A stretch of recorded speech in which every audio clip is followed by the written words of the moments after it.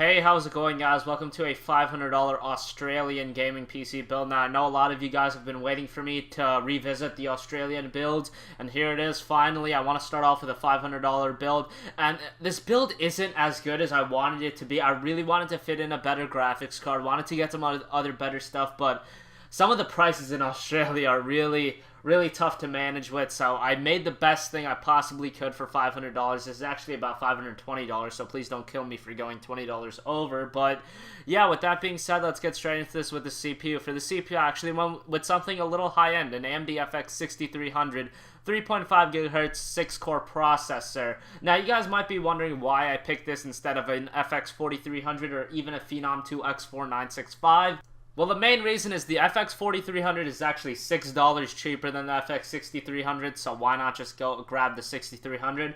And the Phenom 2 X4 is not being sold at a single outlet in Australia, so I had to grab the FX 6300. My other option was to get a Pentium G2120, and I really didn't want to get something that low-end in a $500 build, so I just opted to go with the FX 6300, spend a little bit more money, so yeah, that's what I went with. And I really like the FX 6300, like I've said before. It's really good in multimedia applications like video editing, live streaming, Photoshop, things like that. The FX 6300 really excels at a budget price, so for $139, that was a wise addition to the build. For the motherboard, I went with the Gigabyte GA78 LMT. Now, this is about $62, and I really got this because it was on the cheaper side.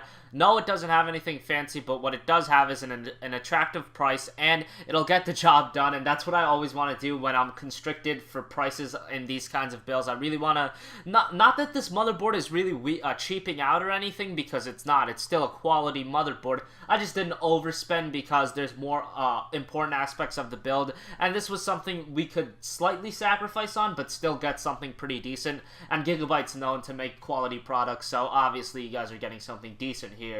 Now, the RAM is something where I took a hit on. I actually went with G.Skill Value Series 4GB for $42. This is 1333 speed RAM.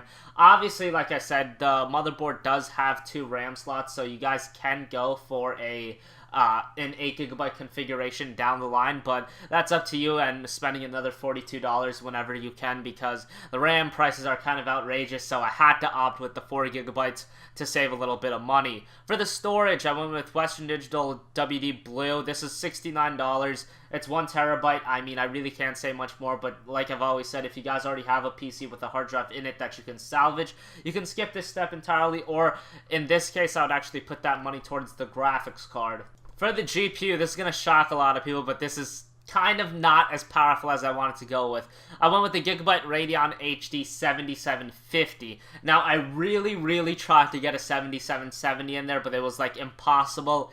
If I went with the 7770, we'd have to cheap out on something that I really didn't want to, whether that be to get a non-80 plus power supply, get a shitty case, get a bad hard drive with lower storage, get a worse motherboard, get a bad CPU. I just think a 7750, it's still a decent graphics card, and I really needed to get this instead of the 7770 in the build. So it's only $95, and the 7750 is still a quality GPU. It's really good at 720p gaming, and even 1680 by 1050 if you lower a couple of the resolutions, but the 7750 is really solid at the lower resolution gaming.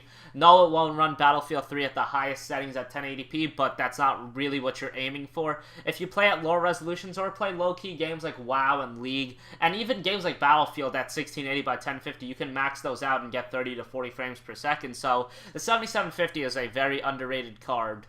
For the case, I went with the Cooler Master Elite 430. Now, this is $55. Originally, I was going to go with the NZXT Source 210, but the Source 210 is $60 in Australia.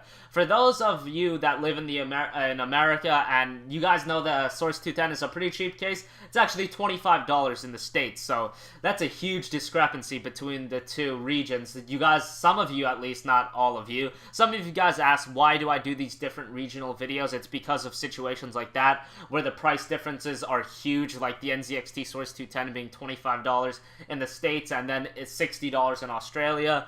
It's wise to do builds like these, so I went with the Elite 430 for $56. What I really like about this case is the side panel. Everyone loves that, so yeah, you guys get that for $56, and it's a decent case, although it doesn't have the best wire management in the world. For $500, this was a wise choice as a case. Finally, for the power supply, I went with the Silverstone Strider Essential 500 watt. Now, this is 80 plus certified, so really solid stuff. It's $59, so it's a cheaper 500 watt power supply at $59, that at least in Australia. I really wanted to see if the CX430 was available, so I could save a little bit of money and go for that 7770. But the CX430 is not in Australia or available in any outlet, so the Silverstone Strider was really the best route to go with because it is the cheapest 80 plus certified power supply that's available right now in Australia. So thanks for watching this video, guys. Remember to subscribe, like this video, comment, and I will catch you guys later. Peace.